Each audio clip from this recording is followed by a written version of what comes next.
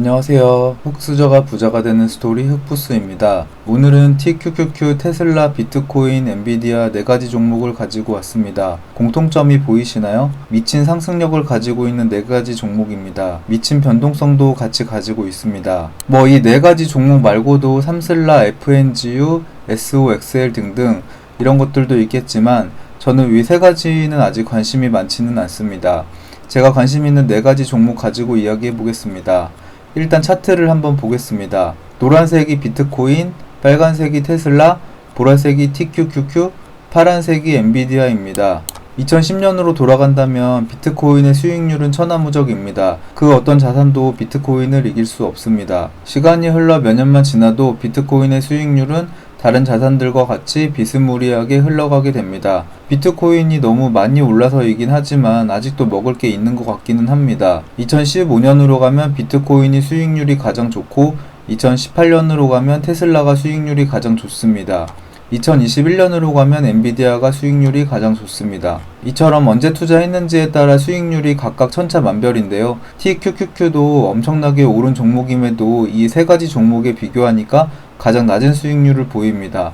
여러분도 아시겠지만 테슬라와 엔비디아와 TQQQ는 우상향한다는 믿음이 있을 겁니다. 저도 마찬가지입니다. 하지만 비트코인이 우상향한다는 믿음이 있습니까? 어떤 투자든 확실한 건 없겠지만 확률상 오를 확률이 높다고 생각을 하니 투자를 하는 거겠지요. 앞으로 미래를 책임질 패권 국가 미국 주식 중 10위 안에 드는 가장 우수한 종목들이니 당연히 비트코인보다는 믿음이 강할 것 같습니다. 그래서 오늘은 비트코인에 대해서도 좀 이야기를 해보고 싶습니다. 주식, 부동산, 가상화폐 모두 화폐 가치 하락을 해칭하는 역할을 합니다. 근데 주식이나 부동산은 다들 인식이 좋은데 왜 가상화폐는 인식이 별로 좋지 않을까요? 변동성이 크고 이해하기 어렵고 실체가 눈에 보이지도 않아서 등등 여러가지 이유가 있을 것입니다. 하지만 이 부분을 잘 이해하고 투자한다면 더 큰 수익률을 내고 내가 부자가 되는데 조금 더 빠른 길로 갈 수 있는 또 하나의 방편이 될 수도 있습니다. 아무것도 모르는 것에 투자할 수는 없기 때문에 투자를 해야 될지 말아야 될지 판단할 수 있는 최소한의 설명을 해보도록 하겠습니다.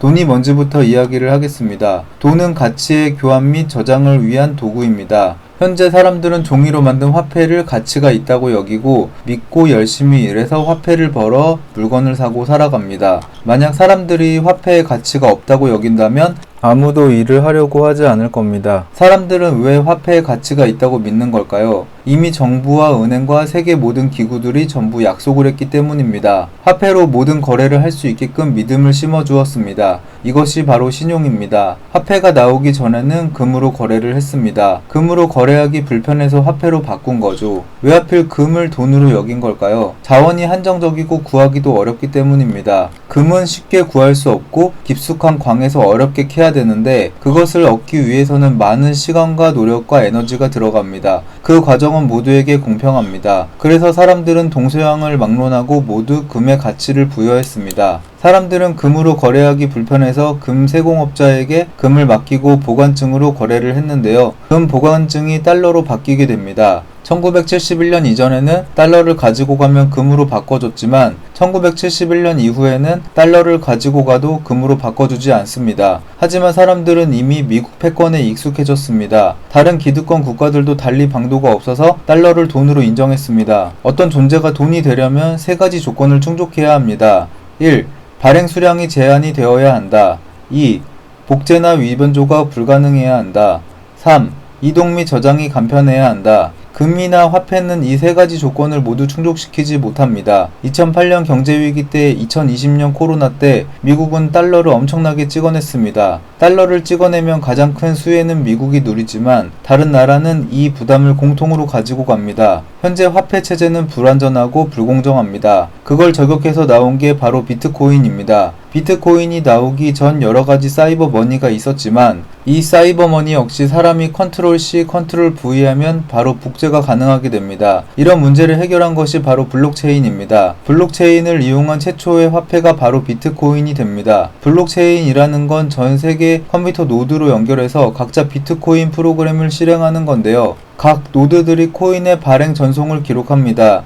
이 기록된 장부를 모든 노드가 검증하고 전체 과반이 똑같은 장부를 작성했으면 통과되고 그렇지 않으면 폐기됩니다. 누군가가 본인이 운영하는 노드에 비트코인을 1만 개쯤 추가로 생성하도록 기록을 해도 전 세계에 있는 노드 컴퓨터의 과반이 동시에 같은 기록을 하지 않으면 그 기록은 바로 폐기되게 됩니다. 이걸 조작하려면 전 세계 절반 이상의 노드를 해킹하거나 조작을 해야 되는데 노드를 만드는 비용, 많은 장비값과 전기요금 등을 들여가며 해킹을 한다는 게 불가능하다라는 겁니다. 그래서 비트코인은 마음대로 발행량을 조작할 수 없습니다. 그래서 비트코인이 최초의 돈의 가치로 인정을 받을 수 있는 3가지 조건을 모두 충족하게 됩니다.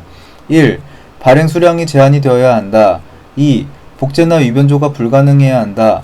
3. 이동 및 저장이 간편해야 한다. 비트코인은 2009년 이후 현재까지 단 한 번의 사고도 없었습니다. 그래서 비트코인은 인류가 개발해낸 가장 완벽한 가치 저장 수단으로 인정을 받게 된 것입니다. 이 비트코인의 진가가 알려질수록 가격이 계속해서 미친듯이 폭등했습니다. 하지만 아직도 이 비트코인의 가치를 모르는 사람들이 너무나도 많습니다. 제가 지금까지 설명해서 무조건 비트코인을 사라고 말씀을 드린 건 아니지만 최소한의 판단을 해볼 수 있도록 한번 이야기를 해봤습니다. 사실 저도 비트코인을 거의 가지고 있지는 않습니다. 하지만 제가 위에 적어놓은 것들만 읽어봐도 비트코인이라는 것이 충분히 가치가 있다는 것만은 전달이 됐을 것이라고 생각을 합니다. 2021년 하나 8천만원 이상 고점을 찍고 현재 4천만원대의 가격을 유지하고 있습니다. 현재 가격이 싼지 비싼지는 저도 모릅니다. 앞으로 더 오를 것이라면 현재 가격이 싼 것일 거고 앞으로 가격이 내린다면 현재 가격이 비싼 것일 것입니다. 잘 판단하여 성투하시기 바라겠습니다. 영상 시청해주셔서 정말 감사합니다. 다음에는 더 좋은 영상으로 찾아뵙도록 하겠습니다.